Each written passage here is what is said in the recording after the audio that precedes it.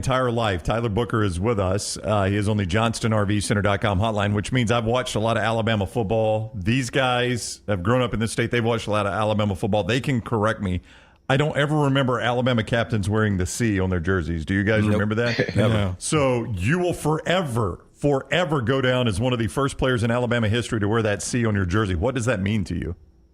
It means the world to me. And it means, just like it means the world to me to be a captain, to have that honor of being a captain is just great. It's a blessing. That's something I focused on becoming when I got here in Tuscaloosa, here to the University of Alabama. To have that C on my chest now, that just adds to the legacy, man. So I'm just truly blessed, and I appreciate all my teammates and coaches for believing in me. Okay, when you look at the box score, Cole Adams only averaged a little over 8 yards per punt return. But it seemed like he was about to get one on the outside on two different. In practice during fall camp, was he a guy that could electrify returning the punts? So we do special team when they're working on punt. We're usually doing pass protection, but just seeing the way that Cole moves, how explosive he is, how shifty he is, it definitely was a no-brainer that he would be back there. And I feel like him only averaging 8 yards of return. That's just. He'll get better with experience. That was his first time doing it live in a game in college. So I'm very excited to see how he progresses and how he learns when to make those cuts, when to let some blocks develop. And I'm just very excited for him. He's going to have a great year as well. And fans are interested. I see them talking about it in the chat room. They want to know just schedule-wise, is it any different under Coach DeBoer than it was Nick Saban? Like your Sundays, what happens on Sundays, what happens on Mondays as you guys recover from the win on Saturday night?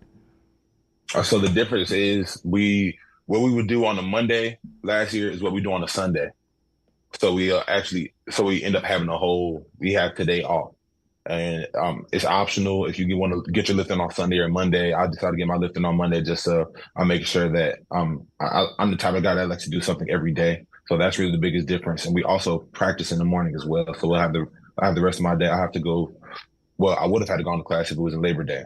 Yeah. But then I'll have the rest of the day to myself. And then my family's in town. My grandmother and my mom and my sister, they're all in town. So they cooked a big meal for me last night. So it's just great being able to spend time with them. Yeah, be honest though, every day, someone is ridiculed and mocked for the clothing they chose to wear. It's a harsh reality we all must face. But you have the chance to change all of that with one visit to nextround.store. For just a few minutes of browsing, you will observe so many clothing options, from hats to hoodies to t-shirts. Please, for yourself or someone you love, go to nextround.store and embrace the warmth of true attire. Follow Next Round Live on Twitter, Instagram, Facebook, and YouTube. The social media team at Next Round Live is dedicated to giving you daily news conferences and practice video from UAB, Alabama, Auburn, and around college football. Follow and compare to the sites you used to visit. You'll also get the latest highlights and news from the Next Round Daily Show. Turn on the notifications so you don't miss a thing. Next Round Live on Twitter, Instagram, Facebook, and YouTube. See more at nextroundlive.com.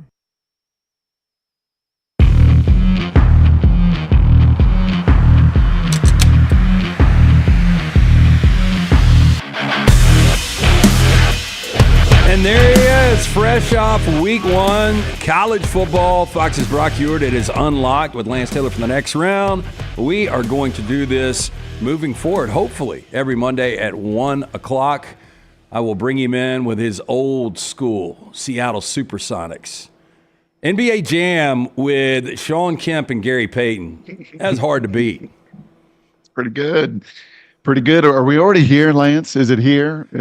Are we upon the 2024 season? We are. Are you ready? You ready for football through what, January now? And this is going to be January every weekend. It's going to be awesome. MyBookie.ag promo code next round. They're going to double that initial deposit. That simple. Go to MyBookie.ag. Put in that promo code next round. I feel like I know too much already. I really do. After 1 week, I feel like I know too much. Typically, after 1 week, I let it settle in. The old analogy or the old saying, the most improvement for a team is week 1 to week 2. I don't even know if I can believe that was some of the things I saw this week. Do you feel like you know a little bit more than you do? Have you been that good? I haven't. I mean, I was 11-8 overall this weekend. I'll take a winning weekend with the transfer portal, all these new faces, new quarterbacks all over the place. So I'll take an 11-8. But I just feel like some of the things we saw on the field, I can't unsee some of the things I saw. Yeah, you can't unsee Georgia just being dominant in every phase and just wearing Clemson down to a nub. You can't unsee what USC did last night to LSU, and you can't unsee Brian Kelly pounding the table with his fist, losing a third prime marquee season opening matchup with the inability to finish, as he talked about. You can't unsee some of these young guns and stars that got their opportunity at quarterback across the country, receiver. You can't unsee what Kalen DeBoer and Jalen Milroe and those guys did is not even finely tuned, but just the poise that Kalen had. I told you about that from day one, right? I told you that you and the crew there that it's going to be really, really difficult to replace Nick Saban, and it won't be one guy. It'll be an entire staff and crew. And obviously there were some departures. Ryan Grubb, the biggest of them from Alabama, but just the poise, just the confidence that Kalen carries himself. And I thought the way the Tide team did as well. There are some questions though, and week 2 will further define some of those. Is Texas this good? Because that's not an awful Colorado State team. Is Colorado this flawed? Is Nebraska's defense that I saw up close and personal that salty? Can they be a surprise in the Big Ten? Is Michigan that pedestrian offensively with the inability to have anybody that threatens you? So there will be a lot more defined, but I think I'm with you for week 1. It does feel like we got a lot of answers to the exam. Boy, you sprayed the board with 90 seconds, a lot of different directions there. So I'm going to back it up, and I'm going to go to the last thing that we saw, and you and I texted about this a little bit, and that was USC 27-20 over LSU. And this is one of the things I can't unsee, because Dan Lynn takes over this defense. You speaking using the word salty. That would be a good way to describe UCLA's defense last year under him. And 141 missed tackles for USC last year. They come in, you saw it on the broadcast, the body types are different. Some of these guys were eating up to 4,500 calories. They've built muscle. They've still got incredible speed. And I only counted, I think, 3 missed tackles last night. It might have been more, but I saw USC getting off the field, and that's something we haven't seen in the past. I was blown away with how different. One game, I get it, Brock. One game, though, USC's defense looked that good. Yeah, I had flashbacks to Thursday night, Lance, as we opened the college football season, week number 1 anyhow, with North Carolina and Minnesota, and sitting down with Mack Brown, who truly is one of the gems, we know that, of college football, his wisdom, he's almost regal, right? If he were 10 years younger, I wish he could be the commissioner of college football. I don't know if he'd ever want that seat, and certainly not at this stage of the game, but it reminded me, Carolina and SC reminded me a lot of one another. You know, teams that just put up with Sam Howell and Drake May, 500 yards a game, fast break, breakneck speed, all sorts of yards. And I think both Mack Brown and Lincoln Riley looked at it and go, golly, put up a lot of stats. We're kind of stat superstars, but we're not playing complimentary ball, and we're not winning games, and we're wearing down late in the year. And way back when Nick Saban looked at his defense and went, we're playing great defense, but our offense is stuck. And we got to pick this up. We got to adjust. Gary Patterson played elite defense, but looked at it and said, golly, we're not doing enough. We're not winning enough. I need to bring in the spread system and be right. I mean, those old, savvy, been around the block coaches. And I put Lincoln in that category, even though he's still a young guy. He has seen and done an awful lot in a couple decades. And they both looked at their organizations. They're not universities anymore, organizations. At SC and at Carolina, and said, we got to change, and we got to play complementary football, and we've got to adjust, and we got to adapt. And for Lincoln, it was really hard. He had to sever a long tenured familial relationship with Alex Grinch and his whole family and his wife and kids, and they're all close, but he did it, and he made the right choice, and he hired a tremendous staff. And both Carolina and SC did the same thing defensively. Lance didn't give up big plays.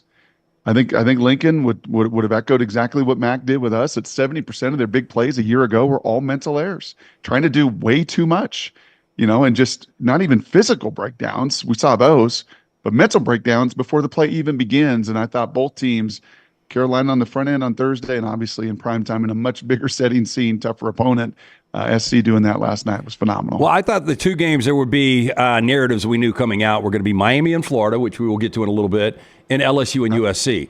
And in year 3 for both of these coaches, Brian Kelly and Lincoln Riley, massive win for Lincoln Riley. But now Brian Kelly is 0-3 in openers at LSU. They've lost 5 consecutive openers, going back to Mike Leach's debut in the SEC, where KJ Costello, I think, went 5-25 on the defending champions. But now, the narrative's out there. I don't know if this Brian Kelly thing's going to work, and I don't get that. I think Brian Kelly's a hell of a coach. He lost his composure a little bit in the postgame last night. But he still had, 20 wins in his first 2 years. I know there's a lot of meat on the bone. There's a lot of things that LSU fans want. If Ed Orgeron can win a national championship, we're paying you the money to win one. The problem now for Brian Kelly, Brock, is he's behind the 8 ball, not even hitting an SEC schedule yet. They're already 0-1 again. I thought Garrett Nussmeier was really good. I thought LSU's defense was improved. I don't think LSU's a bad product. I think they're a good team. It's just... what are your thoughts on Brian Kelly? BK's still a really good coach. He is. Yeah, they just felt a little in between, right? And you watch 2 totally different games. First half, and I think even my freshman son Titus is like, has he thrown it 26 times? Garrett was something like 23 at 26. Like, he's going to throw it 50-some times. And you got the best O-line in America. You got bruising backs. And then you could see their adjustment at halftime was, okay, lots of passes, again, kind of stat heroes, lots of yards, but very little production in a tie game that they should have been down a field goal in, right? So the messaging at halftime, probably some of those big guys that have played for 4 years said, hey, put this on us. Put this on our back. Let us wear this soft West Coast USC team down. And they tried to heavyweight them, and they tried to body blow them, and they had some success doing it, but they were just in between. I think a little bit more than SC, who knew who they were. They were going to fight for balance all game long. You look at the run pass numbers of LSU in that first and second half, and it was like 2 totally different philosophies and 2 totally different teams. And Garrett's going to kick himself because he dirted the one ball at the biggest moment. He was phenomenal, absolutely awesome. But then on that final drive where, hey man, that game, didn't that feel like an NFL game, by the way? It just number of possessions, right? The run, the pass, limiting some explosive plays, long drives where, everything was earned. That just felt, I must have said that 5 times in my living room. Man, this feels like, I know the NFL starts Thursday, but this feels like I've an NFL seen that game. A couple of times. I thought Florida State and Georgia Tech and Dublin felt like an NFL game. You had 14 total possessions. They made the most of those possessions, but yeah, you're right. And I also got this feeling watching that game. Garrett Nussmeier, Brian Kelly, the demeanor of the LSU sideline, it seemed like they thought they were going to win the game the entire time. It's like they never sweated until SC got up 7, and then they're like, oh, damn, we got 7 seconds on the clock to make something happen, and then he makes that one mistake. Because they thought SC was soft. Right. They thought, and just like, you look at most of the predictions and you watch Big Noon Kickoff and you watch Game Day and you watch all those guys making their picks. And what was the kind of common thread? Not too dissimilar to College Station, A&M. Well, the SEC is just bigger, badder, tougher, stronger. Wear you down. They got all the dudes. They're gonna beat them up. And Notre Dame doesn't have that much depth in their front, and they're good and they're talented. Their secondary is awesome, but A&M's going to just roll them. They're physical. They're just going to wear them down. Okay, well, hold on a second. Notre Dame punched right back and punched them right in the face when it mattered in that fourth quarter. Delivered SC in that fourth quarter, Lance. Time and again on 3rd and 1, 3rd and 2, 3rd and 5. Just stepped up in ways that they have not stepped up in how long? 10 years, 15 years since Pete Carroll's been there, as far as just a physical. You didn't see that, unfortunately, under Clay Helton, right? You didn't see that the last 2 years with Lincoln and Grinch. They manned up and they bowed up. And they said, I'll stick my face in the fan, and I'm going to stuff you on this important play. And I don't think LSU thought they had that in the tank whatsoever. It's Unlocked with Fox's Brock Huard. We're going to do it every Monday right here. So it is brought to you by our friends at mybookie.ag. Double initial deposit. You get that when you go to the promo code NEXTROUND. Promo code NEXTROUND, double initial deposit right there from our friends at mybookie.ag. One more point on this game. You brought out how cool and collective Kalen DeBoer is. That's the way Miller Moss is. If you and I would have been talking about at USC at this time last year, I would have said, you know what? I think Malachi Nelson is going to be their starting quarterback next year. And he obviously transfers out. He's the number 2 at Boise. Miller Moss, we saw him in a Holiday Bowl with 6 touchdowns. Just watching him, like, he seemed like a guy, and I said this to somebody that texted me after the game, didn't look like his second career start. It looked like he had started 200 games. There was no moment too big. He was even killed the entire game. He must have a good QB coach down there. Who is that QB coach? Who is that guy? Now? Is he a Huard? First QB coach that Lincoln Riley's ever had in his career, anywhere he's been. I'm trying to think. The name is escaping me. Huard. Yeah, a little Luke Huard there. It must be a pretty good QB coach. No, it is. I mean, Lincoln is, come on now, everything he touches at that position. Doesn't matter who it is and where they have been. It didn't matter if it's a former walk-on in Baker Mayfield at one school who transfers in. It doesn't matter if it's a pro baseball player in Kyler Murray. I think it doesn't matter if it's a once-in-a-generation physical freak like Caleb Williams, and he showed it in the bowl game last year. Or the most pedestrian from an athleticism and upside standpoint, some kid named Miller. I mean, who names their kid Miller, right? In the 21st century, they did, and he delivered. And I'll tell you this too, behind the scenes, Lance, like he's pushed all spring. They got the UNLV QB that came in, super talented kid. I mean, if it was an NFL combine, right? Heck, how many 130 Division I starters? Like if you just had a pure NFL combine, or they went down to the Manning Academy, and I talked to Peyton and Cooper about this, and like, hey man, tell me about the guys. If Moss is down there, guess what? He ain't cracking the top 25 to put on the show at the last night for the kids, because there's nothing there physically or arm strength or anything. But it's right here, man. It's right here, and it's right here, right? It is that fortitude here, and then it is the awareness and the smarts, and Herbie did a great job pointing out the anticipation. You can always judge a QB. I always do with my little clicker, as Kirk does. Like, okay, is that ball out before that receiver's breaking? Right? Or is he kind of double clutching it and holding it? And the number of times and in big moments and on those final drives before half and at the end of the game, dude was playing with such anticipation. And that just shows you that processor. We never measure that. We love height and weight. And can he throw it 80 yards? And how hard can he throw it? And how body beautiful is he? And all these things. But we don't have any tool to measure processing speed. But when you see it as a quarterback, you know it. And that guy processes the game really well. Okay, I'm going to give you a question, and it's going to be the easiest question that you've been asked in, I don't know, weeks. There is a coach from Simply Seattle. I know you love it. It's awesome. Simply Seattle. I do. In fact, I'm going to send you. Do you like? Well, I'll send you some Mariners and songs. Oh, do you like please. That stuff? Yeah. So like the Mariners were like my secondary baseball team growing up. I was a big Dodger fan, still am, but the Mariners were kind of that secondary team. Supersonics, being a Lakers guy, that was a little more difficult. But I love the logo. True. Absolutely love the logo. Okay, so here is your question. Over a 5-year window, there was a coach that was 69-5. He has now lost 5 games in his last 14. Dabo. Yeah. Boy, that was a bad look. 6-0 at halftime, you're like, man, maybe, they get a bounce here, a break there.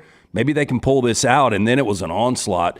And I don't know. It's just a tough offense to watch. I don't know how much of that offense is Garrett Riley's. I don't know if Dabo's got his fingerprints on it. It just seems like a program that is really stuck in mud. Mm-hmm. And your colleague, Joel Klatt, was on with us earlier today on the next round, and he brought up the grandfather of college football, and that's Mack Brown. And he said, it reminds me of kind of what happened with Mack Brown. Mack Brown had 2 generational quarterbacks back-to-back in Vince Young and Colt McCoy. He won a national championship, played for another one. You got the same thing really with Deshaun Watson and Trevor Lawrence. Now you haven't not only had the quarterback play, you hadn't had the skill. He kind of referenced maybe they got a little lazy there at Clemson because they had elite generational quarterbacks and they didn't recruit to the level that they were used to recruiting, and now you're getting the results. I mean, what is your big takeaway from this Clemson team? I mean, obviously they're still alive. It's a long season, 12 teams get in, and the ACC hasn't looked great, sans Miami, but that just didn't look like a playoff team to me. No, the offense has just been stuck now for a number of years, to Joel's point. And whether it is the coordinator, the play calling, Dabo's influence, it just is not imaginative. It's not obviously productive in any way. The quarterback's going to get a ton of that criticism, maybe fairly, because you've seen Uiagalelei go other places and struggle in the same ways, again, from processing. right? I mean, you look at, and we'll watch him tonight. And I remember we had the Civil War last year and watching DJ and like, oh my gosh. Like if it was batting practice, Lance, in baseball, dude hits bombs. Like he throws the ball 55, 60 yards flat footed. He's just a brick house. But the game is not those physical tools. The game, right? Put DJ next to Miller Moss and you're like, which one do you want on the playground? Like in 5th grade. Well, I want DJ, right? Put him on a football field where you got to think and process and analyze and all of that. And I think he struggled. And I think, unfortunately, Klubnik struggles in that same way. So they just don't see and process all of that. He points to Mac Brown. I point to Mike Krzyzewski. I point to Coach K, who at Duke, right, won national championships, one of the most revered, and obviously Coach K a step above Dabo. But that run that Dabo went on, that dynastic run with multiple championships, is something that university never, ever had. It's incredible. But just like Coach K thought, well, I can recruit Duke guys and Duke kids, and I can win and I can develop. And he looked over at that guy in Kentucky and was like, damn, that Coach Cal's changing the game. And these transfers and, these 5-star. And I got to adapt to my conversation earlier about Nick Saban and Gary Patterson. I got to adapt. I got Baylor this week. And Dave Aranda was in the same boat. No, Baylor, smart school, certain kid we're looking for. And guess what? He's gone from 4 transfers to 22 this year because he can't do it. You can't do it. It's transactional business. It's a transactional game. And I would say to Dabo, like, you can find the same Clemson guy. You can find the same moral fiber. You can find the same DNA that you want. And in fact, sometimes they're even hungrier when they have to come out of that transfer portal. He's going to have to adapt and evolve and change in that way because this game has clearly shown you it is a transactional business affair today. Well, I am convinced that the closest thing we're ever going to get to Nick Saban is going to be Kirby Smart because it just seems like I said, you could just have blank numbers and names on the back of jerseys, and Georgia's defense looks like Georgia's defense. You couple that with the fact probably have their best quarterback since Matt Stafford. They've got a great offensive line. This true freshman running back, Nate Frazier, is going to be really good. You're going to get ETN back. I don't know about the receivers, a bunch of transfer guys. They made it work. My Bobo, some good play calls on Saturday. But Georgia is just Georgia. They just come off the bus, to your point. When Alabama came off the bus or came on the field in their gear, you're like, yep. Them dudes built a little differently. Not only were they 4 stars and 5 stars, they found a way, did Nick, to cut the entitlement out. Right? I think Sark's doing some of the same things at Texas in a really impressive way. One of the disciples of Saban with Kirby, and there haven't been a lot of them, but have been able to go elsewhere and not just recruit and develop, but to really cut the entitlement out of the program. And I don't care who you are. I don't care what you've done. You come in here, it is a level playing field. You're all super talented. And who's going to put the work in? Who's going to put the sacrifice in? So I think you're right as far as carrying over and carrying through into their program, not just the talk of it, but the walk of it. Kirby's done a phenomenal job. Coming into the season, I said Carson Beck, best quarterback in college football. Maybe he still is, but I was going to ask you this, because watching Shedeur again on Thursday night, they've got some defensive problems. I give them credit. They made some adjustments at the half. They only gave us 6 second-half points. But with those receivers, with Horn Jr. and obviously Travis Hunter and a guy like Will Shepard coming over from Vanderbilt, I'm just blown away at what Shedeur does behind a bad offensive line. And coming out of that game, I was like, he could possibly be the best college quarterback right now. I know there's a lot of really good quarterbacks. We saw a lot of good quarterback play, including both guys last night. But who is the best quarterback right now in college football? Oh, man, that is just you said we got a lot of answers. Yep. We got a lot of answers this week. That is not one of them that we got. But is Shedeur in the top 5? Oh, Shadeur's going to be in the top 5, Yeah. but I'm not going to judge Shedeur, and I'm not going to judge Colorado in September. I think we all better have learned our lesson from a season ago. It's not what you do in the front. It's what you do in miles, 12 through 26 of that marathon. First 10 or 12 miles really doesn't matter. What are you going to do when it gets hard? What are you going to do when you're sick? What are you going to do when you're beat up? What are you going to do when it gets difficult? And that's where ultimately you're going to judge it, because his talent and Horn and Travis Hunter, by the way, I mean, good Lord. I know the boy up in Boise was a freak show, and I watched him last year, and there were all sorts of some eye-popping numbers. But what Travis Hunter is doing, and I love listening to former DBs or former receivers talk about it, like, you're not supposed to be able, like, you're really not supposed to be able to do that from an endurance standpoint. But again, don't tell me about that in September, because Travis Hunter was the same thing in September, got injured, and, it was a really tough look. Okay, but next level, if you're a GM, you're Seahawks, and you have Travis Hunter, you're playing him on the offensive side of the ball, right? We'll see how this year plays out. I would tend to think so, because a receiver right now is much more valuable from a return on investment, especially one that's drafted that you don't have to pay $35 million a year to, than even the best Patrick Surtain Jr., the best DB going and the best corner going in the NFL. So, yeah, I mean, if it's 50-50 and the dude keeps doing this and he's Justin Jefferson and and he could just focus on one thing of just being a receiver and refine that skill set. Yeah, he is, man, he's a talented guy. And if I'm representing him or I'm his old man, I'm like, you're playing offense. With the money these guys are getting. Ayuk is getting $30 million a year. Yeah. And I think he's good, but Travis Hunter, you're right, it focuses on one side of the ball. It's no telling how good this guy could be. Yeah, really special. And, excuse me, and Colorado, we're going to learn a lot. I'd put them on that list of, we learned an awful lot. Maybe as many answers as it feels like we've ever had of a week one of a college football season. But both Nebraska and Colorado are on that. Well, yeah, I kind of got to take the pre-test.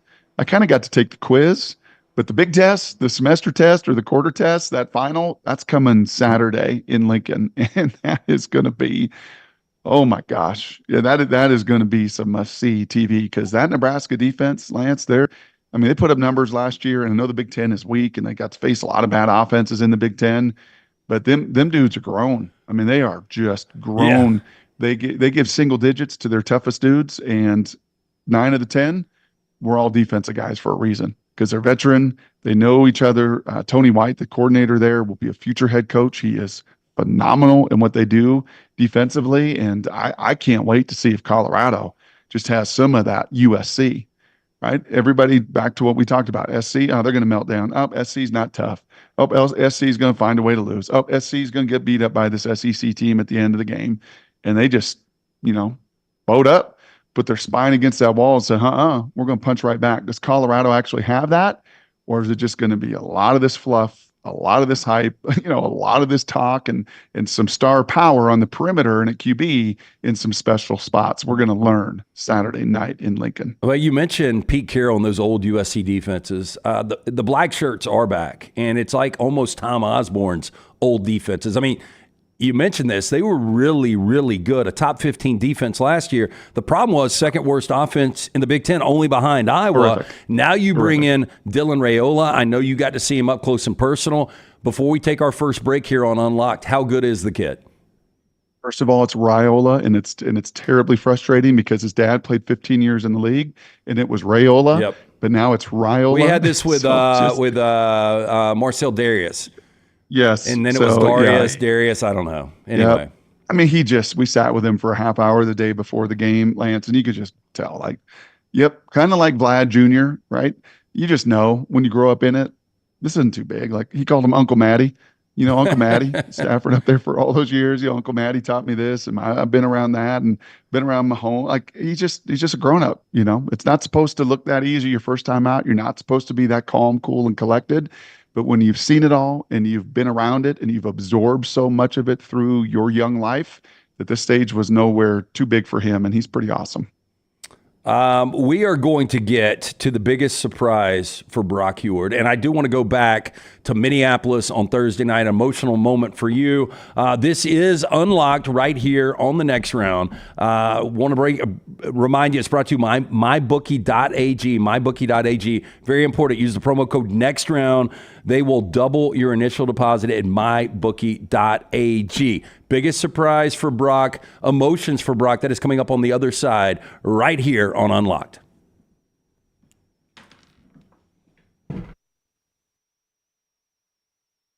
Buying that perfect home is one of the most important financial decisions you'll ever make, so it's crucial that you have the right partner to help you through the process. Hi, I'm Lisa Zeig, Vice President Mortgage Loan Officer for Bryant Bank, and I'm here to tell you that we are that partner, making it easy to buy with confidence.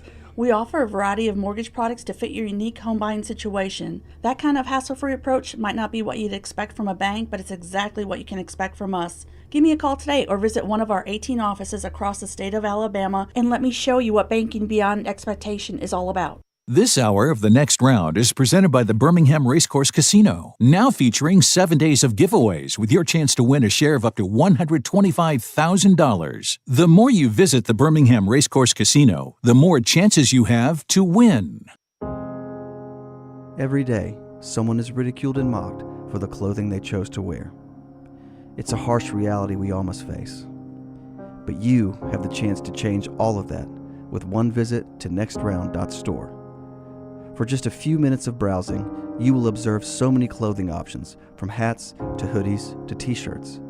Please, for yourself or someone you love, go to nextround.store and embrace the warmth of true attire. Maybe you follow us on Instagram, Facebook, X, LinkedIn, or TikTok. While we're changing the game yet again, Tyler's Telegrams has been developed exclusively for you. Hi, this is the lovable boy you know as Tyler the Intern. I'm a businessman now. I will come directly to your door and tell you every time a new piece of TNR content drops. For the low, low price of $740,000, you can be notified by me, one of the biggest stars of The Next Round, about that thing you missed. Sure, the rest of those social media services are free, but so is radio, and we all know how well that's trending. Tyler's Telegrams is currently operating exclusively in Bibb County. Other social media platforms are available everywhere. If renting is putting a dent in your bank account, here's your sign from the universe that it's time to buy a new home. And who better to help you through the ins and outs of home buying than our friends at Mortgage Right. With Mortgage Right, you don't have to worry about becoming a short notice mortgage expert because they do all the heavy lifting for you. They're trusted mortgage professionals and they'll help you choose the right mortgage option and stand by your side every step of the way. Visit mortgageright.com/TNR to buy before renting runs you dry. That's mortgageright.com/TNR. NMLS 2239, Equal Housing Lender. It's time to pull the trigger on the Next Round merch that you've been eyeing. We know there's a lot to choose from at nextround.store, so here's a few of our favorite picks. If you want to match LT and Brown, go with the TNR logo hoodie and throw in one of Dunaway's favorite hats. Any of them will do. The Backroom's go-to is the classic logo t-shirt, while my personal favorite is the light blue TNR crew neck. All of these items can be found at nextround.store and are EG approved. Rest assured, your order will be packed with lots of love from us here at The Next Round. Head over to nextround.store to start filling up your cart. Just because you've quit going to the gym, it doesn't mean that you have to quit gym altogether. Dunaway, that is. With our Next Round podcasts open 24/7, 365, you can access gym anytime you'd like. While you may have done away with your treadmill routine, our version of Dunaway is standing by, ready to get you back to your absolute best. Find all that lovely Jimmy D-led content on Spotify, Apple Podcasts, Google Podcasts, and in the podcast section of nextroundlive.com. This message is sponsored by Jimmy Crypto Inc. and Jimmy Crypto for President. You never know what we're up to here at The Next Round. The easiest way to stay in the know with our antics and adventures is to follow The Next Round across all social media platforms at Next Round Live on Facebook, Twitter, Instagram, and TikTok. Whether it's Dunaway sleeping in the studio, Tim and Lunceford breaking down the latest movie release, or Game Day Chronicles, we are here to keep you updated on the latest sports news while, of course, having just a little bit of fun. Follow at Next Round Live across all platforms to join in.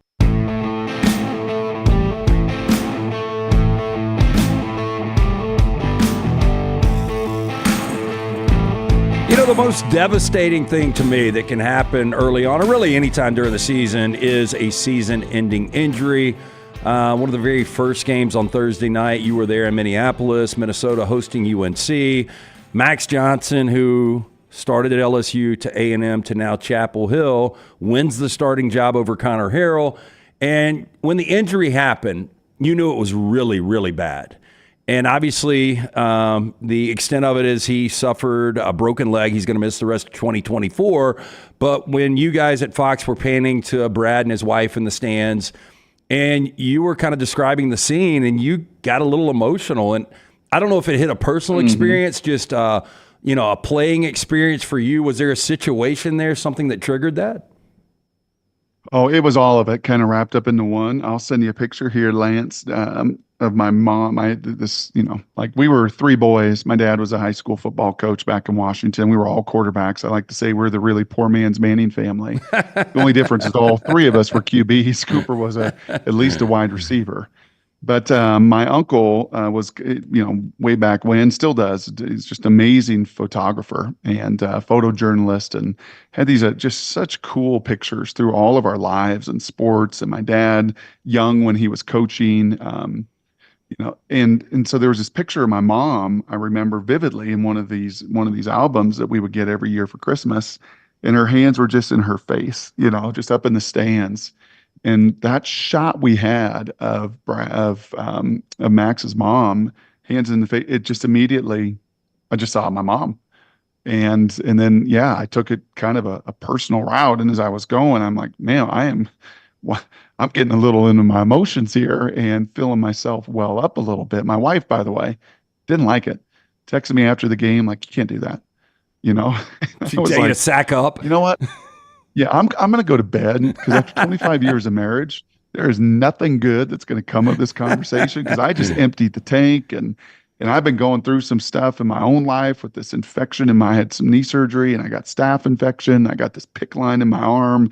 I mean, it was a rough 3 weeks. I didn't know if I would honestly make it to week 1. So all this stuff probably plays into it.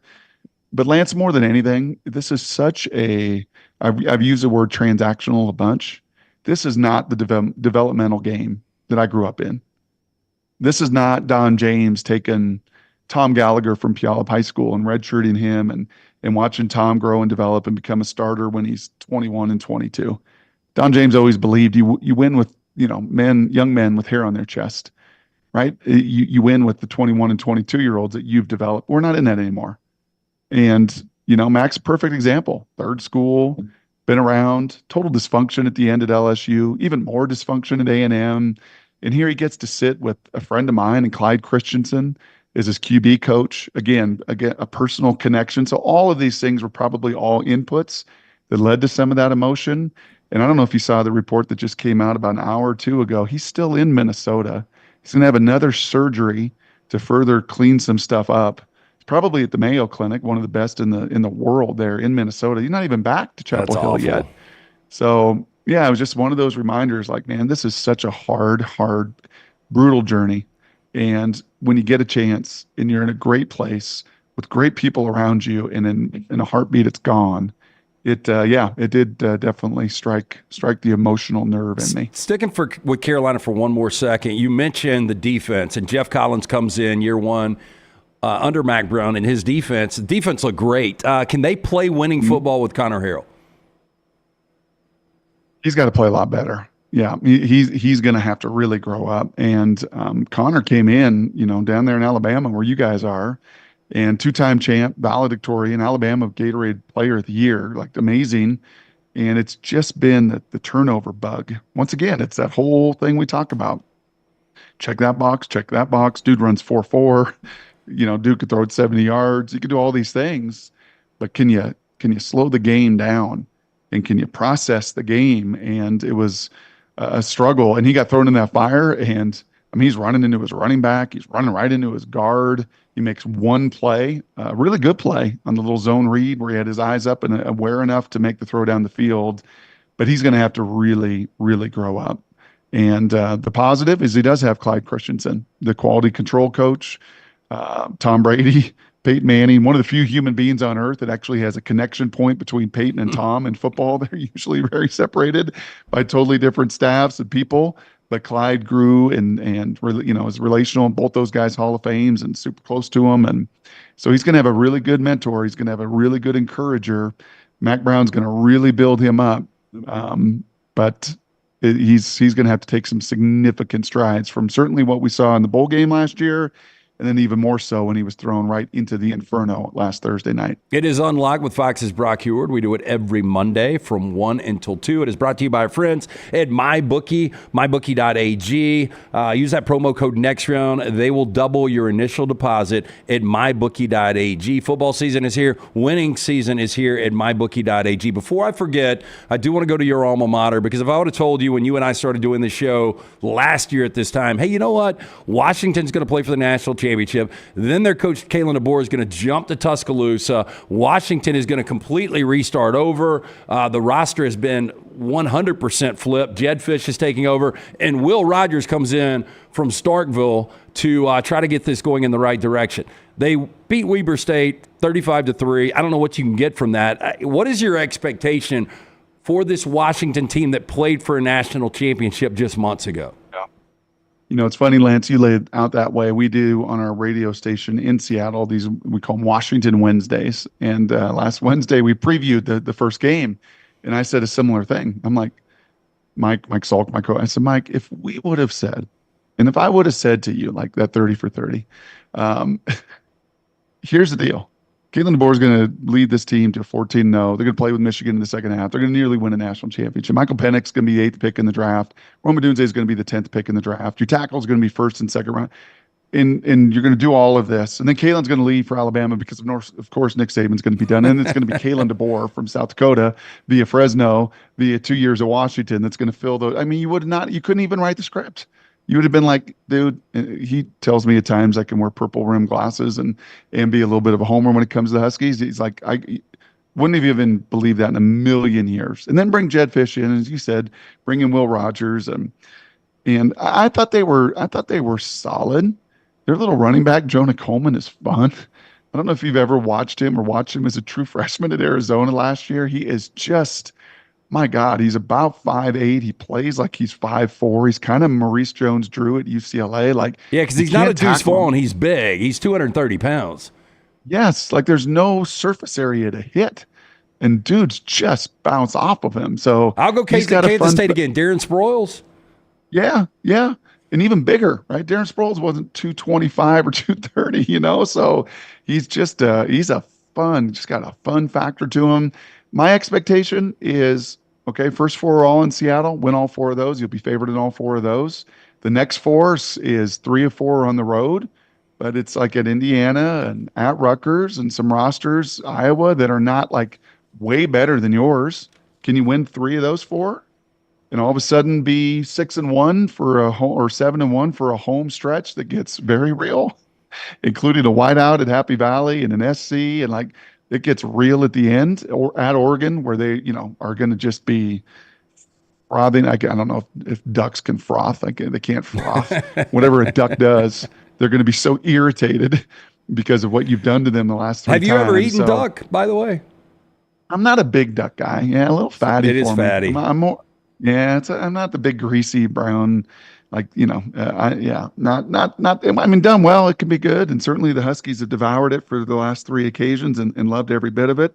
My expectations: if you get to 8 wins, that's awesome. If you get to 9, Jedd Fisch is going to be the Gators' next coach, probably.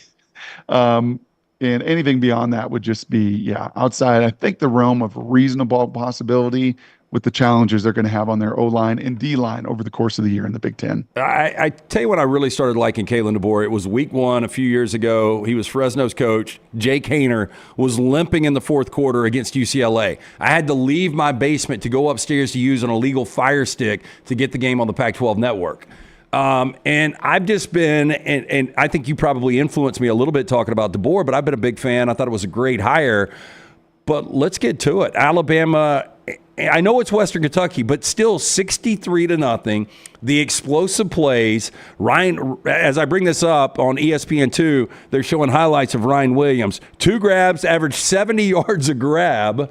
By the way, your boy Jeremy Bernard was on the field for the most offensive snaps, only had the 1 reception. Still think he's going to be a factor. But Alabama, I didn't, it's Western Kentucky. Games are going to get tougher. South Florida this week, at Wisconsin, and then Georgia. That will be kind of the barometer game. But, boy, I give them a solid A from what I saw. Yeah, and I think a really good, awesome landing here this month, kind of similarly for Washington to have kind of a landing, an opportunity. You don't have to play one of these marquee games like LSU and SC and Georgia and Clemson. You actually get a chance to learn about your personnel, to play a lot of people, and for Nick Sheridan, the OC, to fill in for Ryan Grubb. And that's a big loss. I mean, Ryan Grubb has done, you should see and hear, and maybe you have, Lance, what the Bucky Brooks and the Brian Baldingers are saying about Ryan Grubb with the Seahawks, and that is, dude's dude has a chance to like revolutionize the league. I mean, what he's done in the preseason and the success that he's having already, and some of what, you know, Gino has said about him, yada, yada, yada. But for Sheridan, those are some big shoes to fill, man. There's going to be, you know, further relationship with Kalen DeBoer and the trust that you're going to develop with Kalen DeBoer. And I thought they didn't miss a beat, you know. And the one thing that Bama fans are going to love, and you saw it with Michael Penix a year ago, and Milroe can throw a ball 80 yards. So you are going to push the ball. This is not a dink and dunk. This is not a conservative. This is attack. Whether it was Jay Kaner or Michael Penix, two different skill sets, but we attack. We attack. We attack.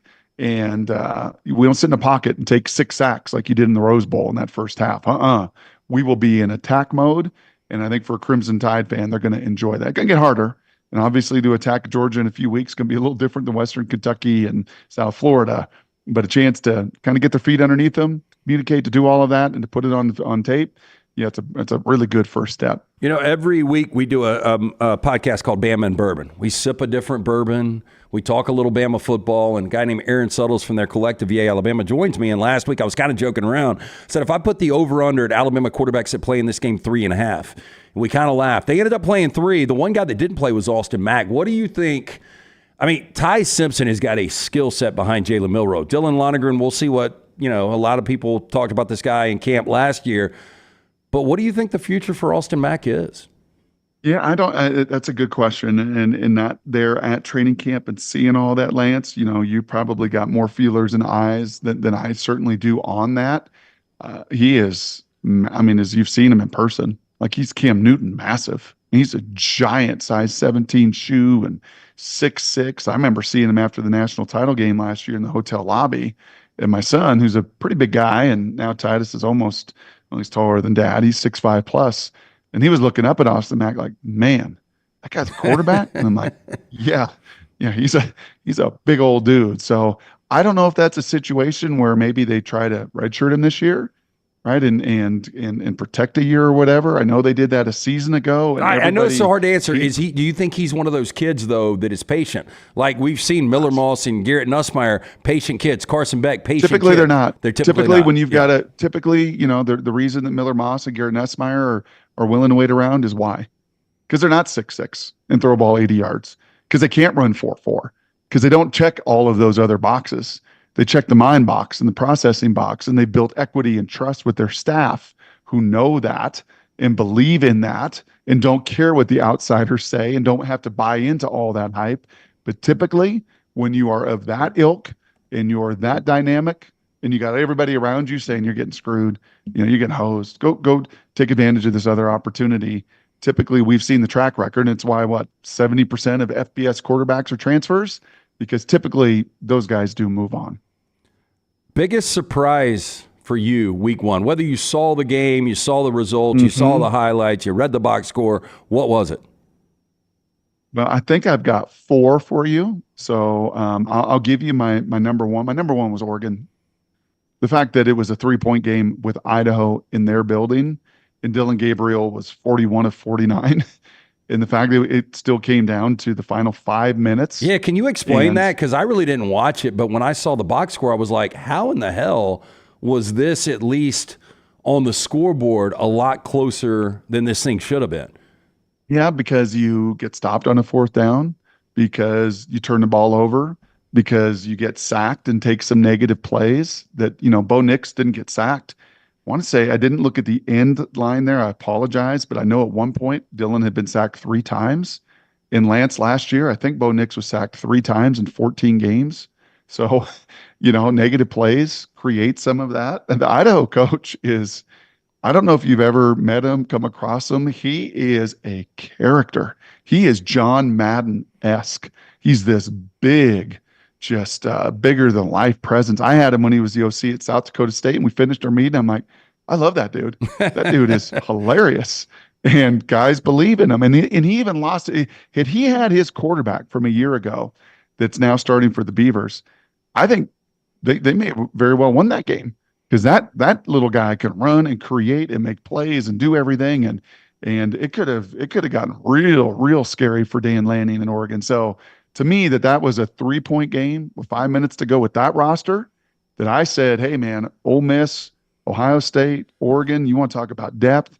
You want to talk about redundancy? You want to talk about vets? You want to talk about body beautiful? I mean, those are Georgia on that list too. So you want to talk about one of the great rosters in all of college football versus Idaho's roster versus that?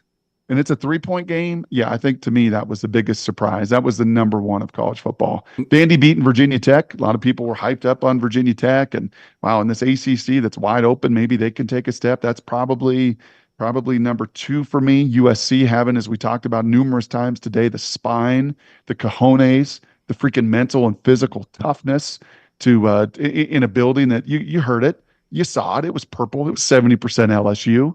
I mean, they were all dialed in, that kind of manhood that LSU has, and they stepped up to it. Yeah, I think those probably 3 of my biggest surprises in college football. Unlocked, always brought to you by our friends at MyBookie, mybookie.ag. Football season is here, so is winning season. Double your initial deposit. All you got to do is put in that promo code next round, promo code next round. I've commented on the old school Supersonics. Is Clay Bennett as hated in Seattle as Stan Kroenke is in St. Louis? No, because it was diversified. It's it's a one target. In Seattle, it was a mayor that was just cojones-less, spineless, total fraud. And it was Howard Schultz. Has anything changed in the city of Seattle? No. Yeah. Well, actually, the new mayor, kudos to him, former Husky linebacker, actually is doing some stuff, and he's going to bring them back. You're going to hear him next year. They're coming back. So they already have an NBA locker room and climate pledge. Honestly, it says future NBA team. One of the owners of the hockey team is it's coming in the next year. Now that the TV deal is done, it's just a matter of how many hundreds of millions to billions they've got to pay in a new team expansion fee. But mark my words, it's coming back. They'll be playing in the next 2 years in Seattle. And then it's Howard Schultz. Howard Schultz is probably more so than Clay Bennett. Survey 100 Sonics fans, and it's Howard Schultz won. Probably the mayor and Clay Bennett splitting the remaining 10% of the votes. Okay, so another deceiving score, in my opinion, because I was dumb enough to lay 48.5, but I had Ohio State. I know. Oh, Lance. I know. Well, look, they still almost got home. They won by 46, give up a couple of field goals to the Zips. I just wasn't. And look, Kansas State has always been. They've always been a team I pull for back in the Bill Snyder days. I was so behind them in 1998 when Michael Bishop was so good and they blew that second half lead and they lose in overtime to Texas A&M. They would have played for the national championship. I believe they would have won the national championship. Anyway, with all that said, I want to see Will Howard do good. I think there's a lot of pressure on this kid. I just thought he looked a lot really out of sync, and I just don't, going back to this, why not just Quinshon Judkins, Travion Henderson, let them run the football. Now you've got what seems to be an incredible weapon. I mentioned Ryan Williams, the true freshman. Jeremiah Smith looks like the real deal. Yeah, with Emeka and the other, it's, that's going to be the challenge, I think, there for Chip a little bit is how do you feed all these mouths?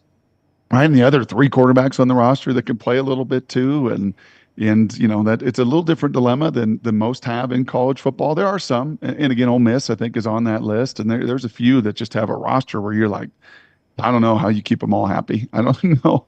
They're all making money, right? They're all just their own LLCs now, and how you take care of their brands and how you make sure they're thriving and they're getting their touches. That's going to be one of the challenges in Columbus. But I think you saw that with Michigan on a different level. Like they don't have that. But you saw a bunch of teams. Kansas State, you mentioned, they too kind of started slow, right? There were 3, 4, 5, 6 of these teams around college football that you looked at and went, okay, come on. Okay, one of the jumper cable, let's go. Run away from these guys, bury these guys. And I know you were rooting for that one as much as anybody because you had so many points to come on. Let's get this thing cranked up and get it going. Yeah, man, that Michigan. I don't know, Lance. We haven't talked about them, and we're nearing our end of the hour here. No, I've got them next. I was going to bring it up right here. Yeah, I will be really curious. I'll let you. I'm just going to ask this broad question, and then I'll let you transition. Whatever your answer is, and you can just give us your opinion on Michigan. But if I asked you more confidence right now, Michigan's 16-game winning streak, the defending national champions, they've still got what looks to be an elite defense. More confidence in Michigan or USC to play for a Big Ten championship? And it still might be Oregon and Ohio State, but I'm just saying if one of those teams was to slip in, would you have more confidence right now after week 1 in SC or Michigan? I think I'd have more confidence in SC. And I think that's the track record of Lincoln Riley. And I don't think that's just reacting. It probably a little bit is, right? Because if they lose that game by a couple touchdowns last night, then maybe it's a totally different reaction. But they had, just to your eye, like you didn't even need to know who they were. Like number 34, we haven't seen that guy at SC. We haven't seen that body type. We haven't seen that's an SEC dude, right? And they had 3 or 4 of those guys in their front.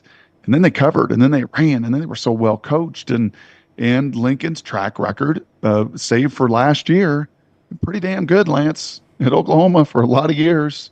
Kirk, I kind of challenged him last night. He didn't hear me, and I certainly wouldn't text it or tweet it or anything. But he said something like, well, Lincoln has kind of been forgotten the last few years. I'm like, no, you're one at SC. He won Heisman Trophy winner, and had Caleb not gotten hurt in the Pac-12 title game that we were calling, they're going to win. They're going to make the playoff. Like, no, it was really just last year.